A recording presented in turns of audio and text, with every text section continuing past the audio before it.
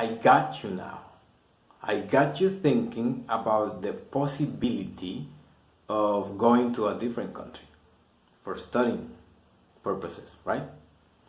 So maybe not for college, or maybe for college, but you don't have to wait.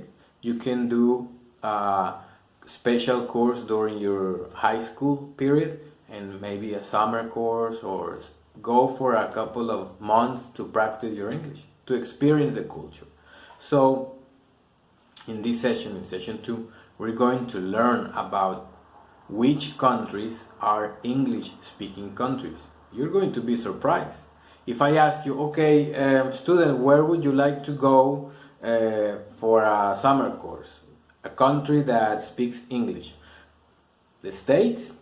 Well, let me tell you something, my friend. The United States has a large Spanish-speaking population, so probably you're not going to be practicing your English a lot. So which country comes to mind? Canada? Well, yeah, it's a good option because Canada has two main languages, English and French.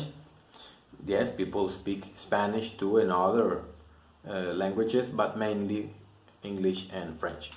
But there are other countries in other continents, not only in Europe, but there are other places in Africa, Australia, for example, where they have their native tongue is English. Even in Africa, there are some places that they speak English as a native tongue. And that's what we're going to be learning. We're going to be talking about this. You're going to be practicing your listening, your English comprehension by reading.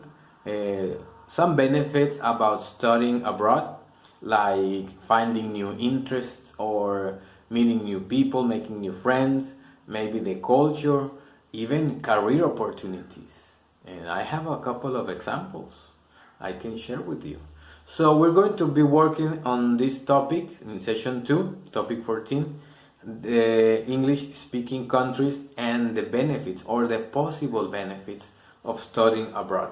Remember, you need to present your work orally to get grade on your activities and practice your English. You need to practice. This is your time to do so. Trust me, you're going to need it. Okay, see you in the session.